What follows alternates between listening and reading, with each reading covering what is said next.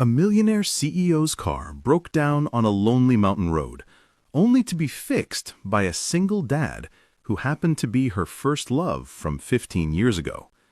Before we continue, please tell us, where in the world are you tuning in from? We love seeing how far our stories travel. The October sun was bleeding orange across the North Carolina mountains when Jenna Cross felt her $60,000 Audi sputter and die. The engine coughed. Once, twice, then nothing. Complete silence except for the wind whistling through the pines. "No, no, no, not here," she whispered, gripping the steering wheel as the car coasted to a stop on the narrow shoulder. She tried the ignition again. Click. Nothing. Her phone showed exactly what she feared. No signal. Not even one bar. She was 17 miles outside Asheville, on a winding mountain road she had chosen specifically because it was quiet, peaceful, away from everything, away from board meetings and acquisition proposals, and the suffocating weight of being 34 and having everything except the one thing that mattered. 3 cars had already passed, each one slowing slightly, then speeding up when they saw her designer clothes and expensive car. Maybe they thought it was a trap. Maybe they just didn't want to get involved. Jenna stood beside her car now, watching another set of headlights approaching in the dimming light. This time, she stepped forward and waved both arms above her head. Desperate. No pride left. The car, a beat-up Honda CR-V that had seen better days, actually began to slow. Inside the Honda, Julian Hayes was losing an argument with a 9-year-old child. "But Dad, you promised ice cream after practice." "I know, sweetheart. This will just take a minute. Someone needs help." "What if she's a serial killer?" Julian glanced at his daughter in the rearview mirror. "Piper, serial killers don't usually drive Audis." "How do you know? Maybe rich serial killers do." Despite everything, Julian smiled. 3 years since Loretta had left, and Piper had developed his same defensive humor. He wasn't sure if that was a victory or a failure of parenting. He pulled over 20 feet ahead of the stranded car and cut the engine. "Stay here. Lock the doors if you feel scared." "Dad, I'm 9, not 5. The woman hurried toward him before he'd even fully stepped out, and Julian caught the mix of relief and embarrassment on her face. She was about his age, maybe younger, with blonde hair escaping from what had probably been a perfect ponytail hours ago. "Thank goodness someone stopped," she said, slightly breathless. "I know this is asking a lot, but my car just died and I can't get any phone signal. I was wondering if you might know anything about cars, or if I could use your phone to call for help." Her voice shook on the last words. Not dramatically, but enough that Julian noticed. He'd heard that particular tremor before, in his own voice, the night Loretta had said she couldn't do this anymore, that being a mother was drowning her, that she loved Piper, but love wasn't enough. "Let me take a look," Julian offered. "I'm not a mechanic, but I know the basics." "Really? That would be amazing. Thank you so much." As he walked toward the Audi, she felt his eyes on him, intense, studying, like she was trying to memorize something. Jenna's heart was slamming against her ribs so hard she was sure he could hear it. Julian Hayes. After 15 years of wondering what happened to him, here he was, kneeling beside her car, his hands checking connections with the same quiet competence she remembered from college. His hair was shorter now, a few early silver threads catching the fading light, lines around his eyes that hadn't been there at 20. But the way he moved, the careful attention he paid to everything, that was exactly the same. He didn't remember her. She could see it in his face when he'd looked at her. Polite interest, nothing more. No recognition. Of course he didn't remember. They'd only spoken twice at East Carolina University, and he probably helped dozens of people back then. That's just who he was. "Try starting it," he called out. Jenna slid into the driver's seat, her hands shaking as she turned the key. The engine turned over weakly, but didn't catch. Through the windshield, she watched him work, and the memories flooded back. The first time she'd really noticed Julian Hayes, she'd been cornered outside the library by 3 drunk guys from her dormitory, 19 years old, second month of college, terrified but trying not to show it. They were blocking her path, making comments about her body, getting closer. Then Julian had appeared, not aggressively, not looking for a fight. He just walked up and said, "Hey, Sarah, there you are. Professor's looking for you about that study group." She wasn't Sarah. There was no study group, but the guys had backed off when Julian put himself between them and her, and she'd escaped into the library while he dealt with their drunk anger. She'd tried to thank him the next day, but he just shrugged and said, nobody should have to deal with that, and walked away before she could even tell him her name. The second time was 2 weeks later, torrential rain, the kind that turns sidewalks into rivers. She'd been standing under the tiny overhang of the mathematics building, watching the rain and realizing she had a 2-hour lab to get to across campus. No umbrella, no raincoat. Julian had jogged by, stopped, jogged back. "You're stuck?" he'd asked. "It's fine. I'll wait it out." "It's supposed to rain for 3 more hours. He'd handed her his umbrella, a big golf umbrella with the ECU logo. "Take it." "But you'll get soaked." "I'm just going to my car. You need it more." And he'd run off into the rain before she could protest, getting drenched in seconds. She'd kept that umbrella, still had it actually, in her apartment in Charlotte. After that, she'd noticed him everywhere. In her economics lecture, always third row, always engaged. At the campus coffee shop, helping younger students with homework. At parties, making sure drunk girls got back to their dorms safely. Then came that photo at Jake Morrison's party. Him with his arm around her shoulders for 30 seconds, both laughing at something off camera. The culmination of a crush that had been building all semester. "Okay, try again." This time, the Audi purred to life. Julian stepped back as the woman got out of the car. Her face had changed. The relief was there, but something else too. She was looking at him like she was seeing a ghost. "That's incredible," she said softly. "You just fixed it." "Just a loose battery terminal. Happens sometimes on these mountain roads." He wiped his hands on his jeans. "You should probably have a mechanic check it properly, though." "I will, absolutely." She was staring now, really staring, the kind of look that made Julian acutely aware of his faded work shirt and the grass stains on his jeans from Piper's soccer practice. "I can't thank you enough. Please, let me pay you for your time." "No need. Just glad I could help." "At least let me give you my card." She reached into her car and pulled out a business card holder. Silver, expensive. Everything about her screamed money, success, a life lived in different zip codes than his. She reached into her car. Jenna Cross, CEO, Summit Innovations, Charlotte, NC. CEO. Of course, that explained everything. The car, the clothes, the careful way she held herself like she was used to people watching. Jenna Cross. Impressive title. "I've been fortunate." Her voice cracked slightly on the word. "And you are?" "Julian Hayes, landscape architect," he said as he handed her his card. "Nothing as impressive as being a CEO." She repeated his name like she was tasting it. Julian Hayes. Something flickered across her face. Pain, recognition, longing, all mixed together. But before Julian could process it, she was composing herself again. "Thank you, Julian. You have no idea what this means to me." It seemed like an overreaction to a 5-minute car fix, but Julian just nodded. "No problem. Drive safe." He turned back toward his Honda, where Piper was watching through the window with undisguised curiosity. Jenna watched him walk away.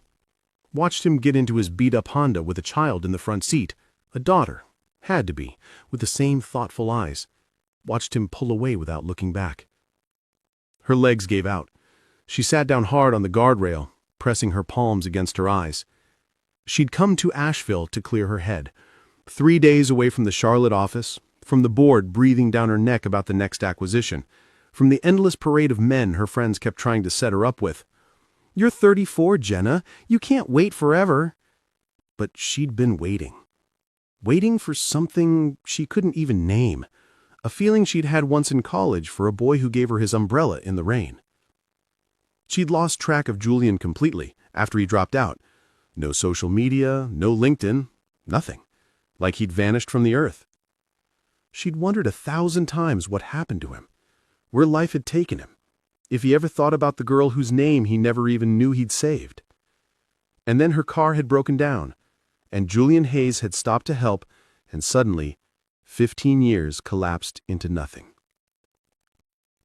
He had a daughter. No wedding ring, though. That didn't mean anything.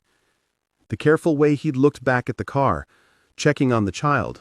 He was a good father. She could see it in every movement. The same protectiveness he'd shown a scared 19-year-old outside a library. "She seemed nice," said Piper as they continued toward town. "Yeah, she did. And pretty." Julian glanced in the rearview mirror. "I hadn't noticed." "Liar. You totally noticed. You get that weird face you get when you think someone's pretty." "I don't have a weird face." "You do.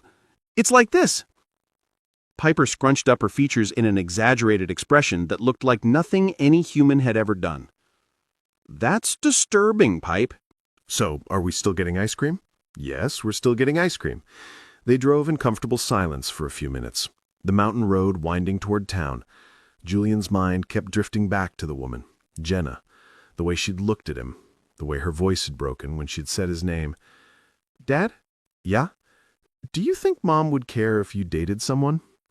The question came out of nowhere, the way Piper's hard questions always did. Julian's hands tightened on the steering wheel. "I don't know, sweetheart. Why are you asking?" "Megan's mom has a boyfriend now. She says it's weird, but also kind of nice, because he makes her mom laugh." Piper paused. "You don't laugh much anymore." The words sat heavy in the car. 3 years since Loretta had left for Denver, since she'd explained that she loved Piper but couldn't be the mother Piper deserved, since she'd chosen her own mental health over their family. Julian didn't blame her, not anymore, but Piper's observation stung because it was true. When was the last time he'd really laughed? Not the polite chuckles at work or the forced humor when Piper's friends' parents made small talk. Real laughter, the kind that came from somewhere deep. "I laugh," he said weakly. "Dad jokes don't count." "Dad jokes absolutely count." 4 days later, Julian was reviewing blueprints for a downtown commercial project when Beth from reception knocked on his office door. "Julian, there's a delivery for you." He looked up from his computer, confused. "A delivery?" Beth stepped aside, and a delivery person walked in carrying an arrangement of flowers that had to have cost more than Julian's weekly grocery budget. Roses? But not just roses. Exotic flowers he couldn't even name, arranged with an artist's eye. "Julian Hayes?" That's me." They set the arrangement on his desk and left. The entire office had gone quiet, everyone prairie-dogging over their cubicle walls to stare. Beth whistled low. "Someone's got an admirer." Julian found the card nestled among the flowers. The handwriting was elegant, feminine. "Thank you again for your kindness. If you're ever in Charlotte, coffee is on me." "Who's Jenna?" Beth asked, reading over his shoulder with zero shame. "Just someone whose car I helped fix on the highway last week. And she sent you flowers that probably cost $300? Beth picked up the business card that had fallen from the arrangement. "Oh my God, Julian! Jenna Cross? The Jenna Cross? CEO of Summit Innovations? She's worth like $50 million. You know her?" "Know her? She was on the cover of Forbes last month. The woman revolutionizing data analytics. She's worth like $50 million. Julian stared at the flowers. $50 million? The number didn't even seem real. His phone buzzed. A text from an unknown number. "I hope the flowers aren't too much. I wanted to say thank you properly. Jenna." Julian looked at the message for a long moment. He could ignore it. Should ignore it. What did a single dad who shopped at Target have in common with a millionaire CEO? But he remembered her face, the vulnerability beneath the polish, the way her hands had shaken. Something about her had seemed so familiar, though he couldn't place it. "They're beautiful, but totally unnecessary. You already thanked me." Her response came quickly. "I found that people rarely get thanked enough for kindness. How's your daughter? Did she ever get that ice cream?" Julian blinked. He'd never mentioned ice cream. But then he remembered Piper had been vocal about it from the car. Jenna must have heard. "Eventually, after she guilt-tripped me about stopping to help you first." "Smart girl. I hope I didn't mess up your evening too much." "Not at all. She decided you were probably not a serial killer, so that was good." "Probably not? I'm hurt. I'm definitely not a serial killer." "That's exactly what a serial killer would say." There was a pause. Then, "Fair point. Listen, I know this is forward, but I'm in Asheville surprisingly often for work. Would you let me buy you that coffee as a proper thank you? Julian stared at his phone. Every logical part of his brain screamed that this was a bad idea. Different worlds, different lives. He had Piper to think about, but there was something pulling at him, a feeling he couldn't name. Coffee sounds nice. Let me know when you're in town. Jenna read his response 3 times, her heart doing something ridiculous in her chest. She was in her Charlotte office, floor-to-ceiling windows overlooking the city, and suddenly, none of it mattered. She pulled open her desk drawer and took out 2 things she'd kept for 15 years. First, the photo from Jake Morrison's party. Faded now, edges soft from handling. 20-year-old Julian laughing at something off camera, his arm casual around her shoulders. She'd been 19, overwhelmed by his proximity, trying not to show how much that casual touch meant. Second, the umbrella. Black with the purple ECU logo, one spoke slightly bent from years of use. She'd never used it, couldn't bear to, but she'd kept it through every move, every life change. The week after he'd given her that umbrella, she'd finally worked up the courage. She was going to thank him properly, maybe ask him to coffee. But that was the day Julian had told his friends he was dropping out. His mother had been diagnosed with ALS. He needed to go home, take care of her, be the son she needed. She'd watched him leave the lecture hall for the last time, her carefully rehearsed words dying in her throat. By the next week, he was gone. No forwarding information, no social media presence, nothing. For 15 years, she'd wondered. Built her company, made her fortune, but always wondered about the boy who'd saved her from bullies, who'd given her his umbrella without a second thought, who'd put his arm around her at a party and made her feel, for 30 seconds, like she belonged. And now he was here, in Asheville, and landscape architect with a daughter and tired eyes and the same instinct to help strangers. She looked at the umbrella one more time, then put it away. Some secrets weren't ready to be told. 2 weeks later, they met at a cafe downtown. Julian arrived 5 minutes early and spent the entire time second-guessing his outfit choice. Jeans and a button-down seemed safe, but maybe too casual? Maybe she expected... Julian?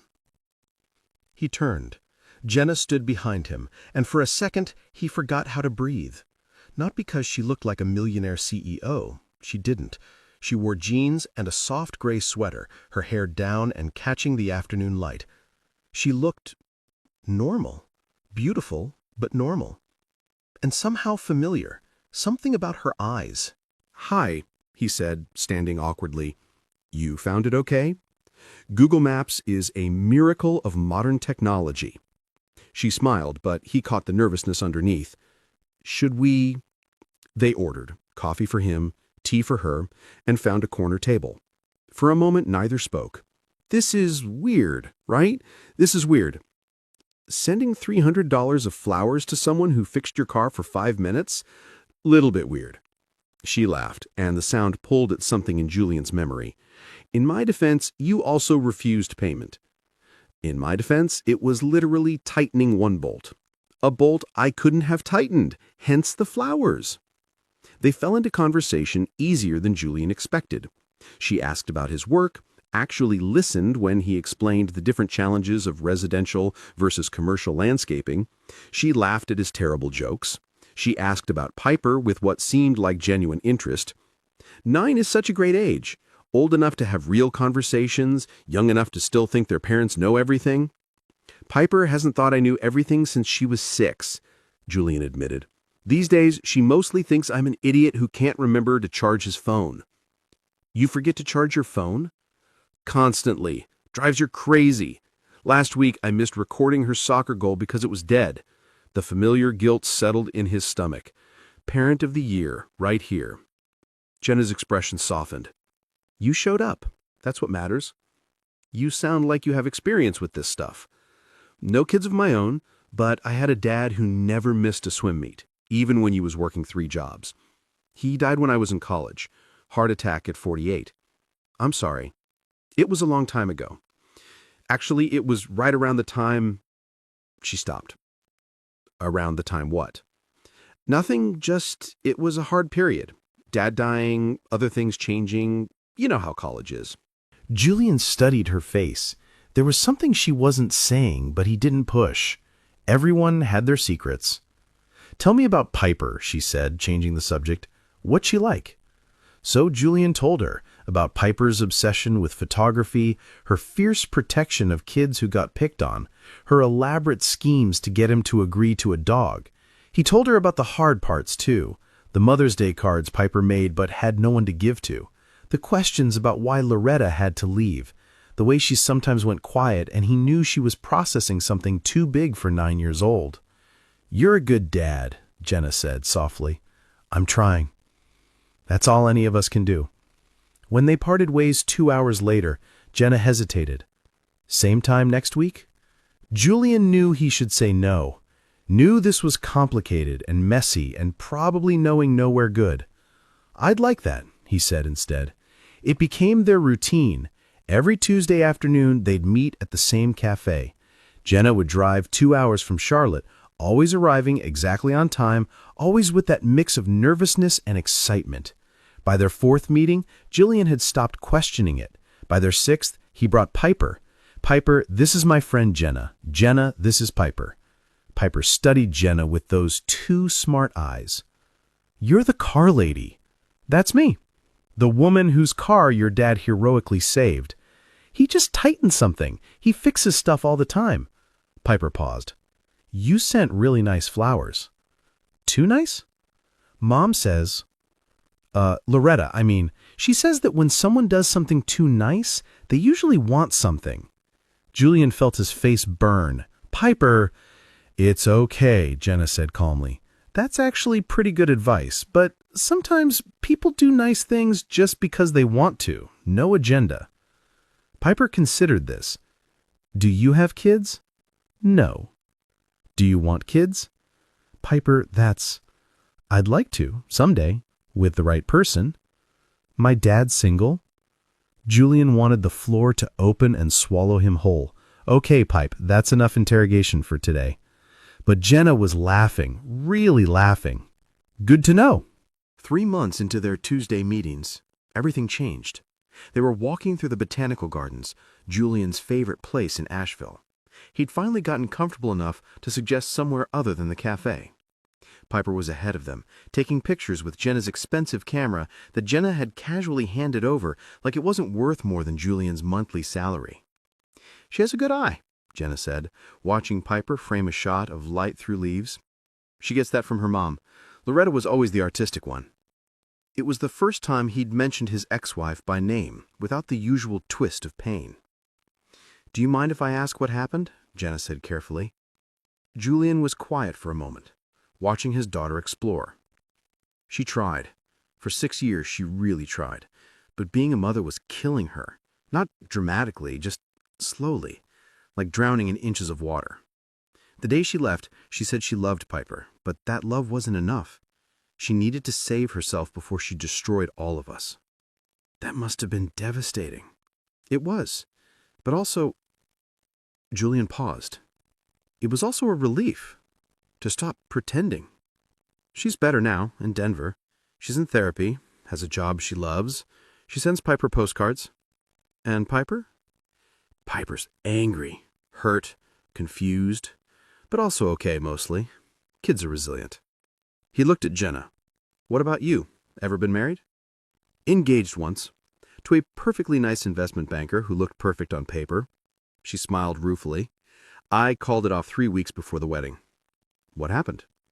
"I realized I was marrying him because it's what I was supposed to do. But I didn't love him. Not the way..." She trailed off. "The way what?" Jenna stopped walking and turned to face him. "Can I tell you something? Something that's probably going to sound completely insane?" Julian felt the air shift between them. "Okay." She pulled out her phone, scrolled for a moment, then handed it to him.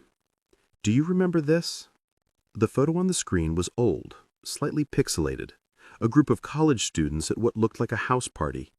In the center, a young man with his arm around a young woman's shoulders, both laughing at something off camera. Julian stared at the photo. The man looked familiar, but is that me? He looked closer. That's me, at ECU. He studied the woman. Long blonde hair, bright eyes, a smile that was somehow both confident and shy. Something tugged at his memory. Those eyes. Is that me? 15 years ago. November 3rd, to be exact. A party at Jake Morrison's apartment off campus. The memories came flooding back. Jake Morrison, the party, and before that, oh my God, you're the girl from the library, the one those guys were harassing. Jenna's eyes filled with tears. You remember? I called you Sarah, pretended to know you to get them to back off. More memories surfaced. And the umbrella, the rainstorm. You were stuck outside the math building. You gave me your umbrella and ran into the rain. I never even knew your name. I tried to tell you, tried to thank you properly, but you were always rushing off to class or work, and I was too shy to chase after you. Jenna wiped her eyes. That photo was taken 2 weeks before you dropped out. I'd finally worked up the courage to really talk to you, to tell you how much those moments meant. But then, my mom got sick. And you were gone. No forwarding address, no social media, nothing. I looked for you for years, Julian. Not in a creepy way, just wondering what happened to the boy who saved me without even knowing my name. Julian felt like the ground had tilted. You've remembered me for 15 years? You showed me kindness when I needed it most. Twice. Without wanting anything in return, without even sticking around for a thank you. She pulled something from her bag, a folded piece of paper, handed it to him with shaking hands. It was a printout of an email draft dated 3 weeks after he had left ECU. Dear Julian, I know you don't know me, not really, but you saved me twice this semester, and I never got to say thank you. I hope your mom gets better. I hope life is kind to you. I hope someday I can return the favor.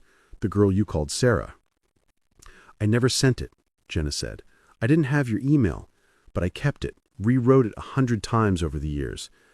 And when your car broke down, pure coincidence, I came to Asheville to clear my head. I'd been driving these mountain roads for 3 days, trying to escape the pressure of my life. Then my car died, and you stopped, and I couldn't believe it was you. She laughed through her tears. 15 years later, and you were the same person, still helping strangers. Julian looked at this woman, brilliant, successful, beautiful, who'd held on to the memory of 2 small kindnesses for 15 years, who'd spent 3 months getting to know him without revealing any of this. Why didn't you tell me right away? Because what if you thought I was crazy? What if this whole thing was just some pathetic fantasy? What if the real you was nothing like the person I'd built up in my head? She met his eyes. But you're not. You're exactly the same, kinder even. The way you are with Piper, the way you see the world. Julian, you have no idea how rare you are.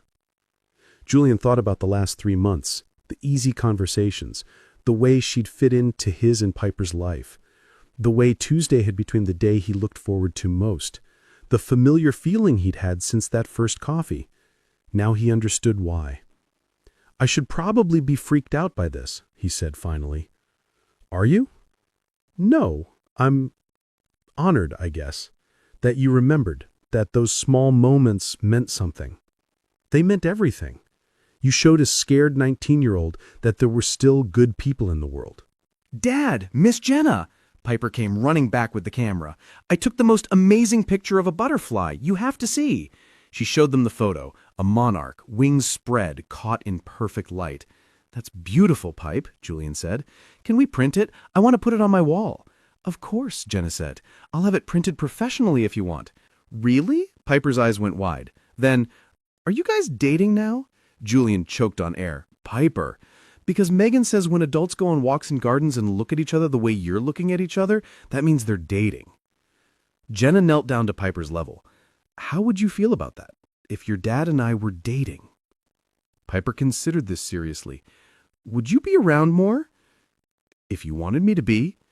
Would you still let me use your camera? Absolutely. Would you try to be my mom? The question hung in the air. Julian saw Jenna choose her words carefully. No. You have a mom. I'd just try to be your friend. Maybe your really good friend, if you'd let me." Piper nodded slowly. "I think that would be okay." She paused. "Plus, Dad smiles more when you're around." With that pronouncement, she ran off again. "From the mouths of babes," Jenna said softly. "She's not wrong," Julian admitted, "about the smiling." "So what happens now?" Julian took her hand. "Now we make new memories, better than old photographs and lost umbrellas. Even though I'm a slightly obsessive CEO who kept your picture for 15 years, even though I'm a single dad who didn't even remember your name, you called me Sarah," she laughed. "I panicked. It was the first name I thought of."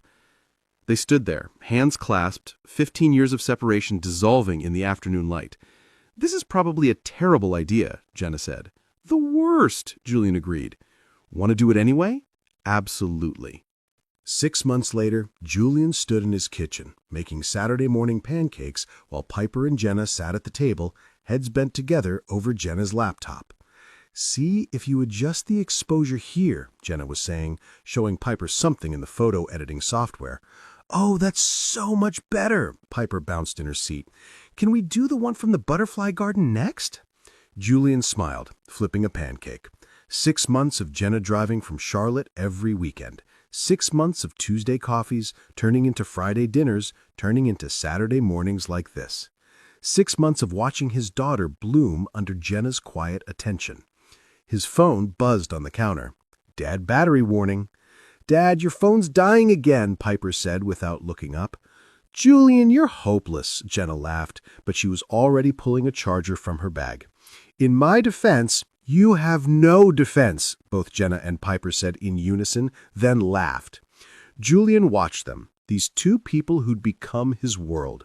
He thought about young Jenna, too shy to chase after him with a thank you, about the teenage girl who'd kept an umbrella and a photo for 15 years, about the woman who'd driven 2 hours every week just to have coffee with him. "Hey, Jenna." She looked up. "Yeah? I still have something of yours." "What do you mean?" Julian went to the hallway closet and pulled out an old box from the top shelf.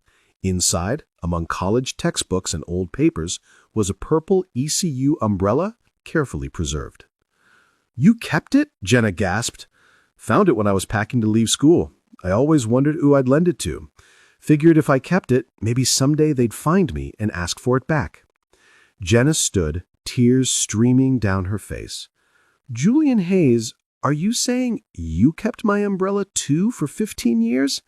Technically, it was my umbrella that I gave to you. Semantics." "You two are weird," Piper announced, but she was smiling. Julian pulled Jenna close.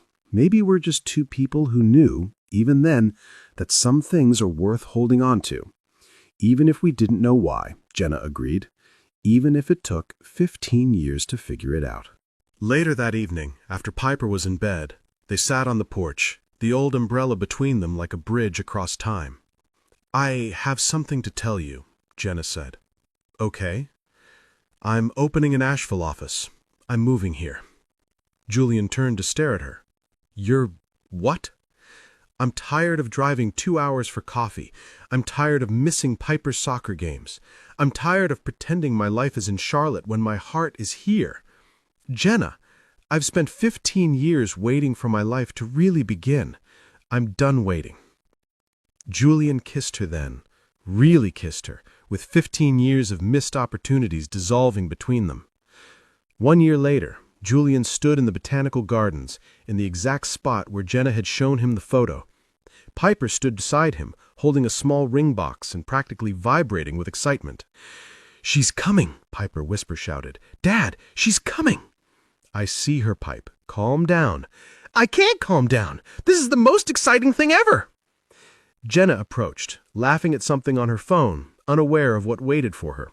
She wore jeans and the same gray sweater from their first coffee date. Julian had asked her to, though he wouldn't say why. "Sorry I'm late," she said, kissing Julian's cheek.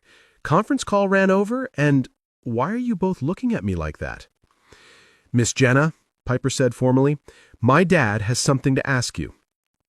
Julian got down on one knee, and Jenna's hands flew to her mouth. "Jenna Cross," he began. "15 years ago, I gave you an umbrella without knowing your name. Today, I want to give you my name, my life, my everything. Julian, you waited 15 years to say hello. I'm hoping you won't have to wait any time at all to say yes." He opened the ring box. Simple, elegant, perfect. Just like the moment that had brought them together. "Yes," Jenna whispered, then louder. "Yes, of course, yes!" As Julian slipped the ring on her finger, Piper threw her arms around both of them. "We're going to be a family, a real family!" "We already were," Jenna said, tears streaming down her face, "from the moment your dad stopped to help a stranger on the road." The wedding was small, perfect, in the botanical gardens, of course, with Piper as the world's most enthusiastic flower girl. Beth from Julian's office cried. Jenna's CEO friends looked bewildered but happy. Even Loretta sent a card with genuine congratulations. During the reception, Jenna pulled out two things, the old photo from the college party and the ECU umbrella. "Our something old," she said. "What's our something new?" Jenna placed his hand on her stomach. "Give it 7 months." Julian's eyes widened. "Are you... surprised?" Piper, who had been eavesdropping, shrieked with joy. "Am I going to be a big sister?" "The best big sister," Jenna confirmed. That night, as they danced under string lights with Piper between them, Julian thought about time, about chances missed and found, about a boy who gave away an umbrella and a girl who kept it, about how the most important moments of your life can look like nothing when they're happening. "Thank you," he whispered in Jenna's ear. "For what?" "For waiting, for remembering, for having the courage to wave down my car." "Thank you," she whispered back, "for stopping, then and now." "Always," he promised. "I'll always stop for you." 7 months later, when their son was born, they named him Sam. "Why Sam?" Piper asked, holding her baby brother for the first time. "It's short for Samaritan, like someone who stops to help. Like Dad," Piper said proudly.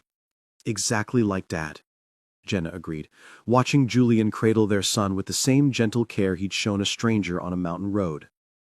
Some love stories begin with fireworks. Others begin with an umbrella in the rain, a photo at a party, a breakdown on a mountain road. They begin with small kindnesses that echo through time, waiting for the perfect moment to bloom into something beautiful. Julian and Jenna's story took 15 years to truly begin, but it was worth every second of waiting, every mile of wondering, every moment of hoping that somewhere, somehow, kindness would find its way back home. Because the best love stories aren't just about falling in love. They're about two people choosing to stop for each other, again and again, no matter how long the road or how many years have passed. Sometimes you save someone without knowing it, and sometimes, if you're very lucky, they spend 15 years waiting for the chance to save you right back. If this story touched your heart, if you believe in second chances and patient love, please subscribe and share it with someone who needs to remember that the best things in life are worth waiting for. Thank you for joining us at Everbell Stories, where every ending is just a new beginning waiting to unfold.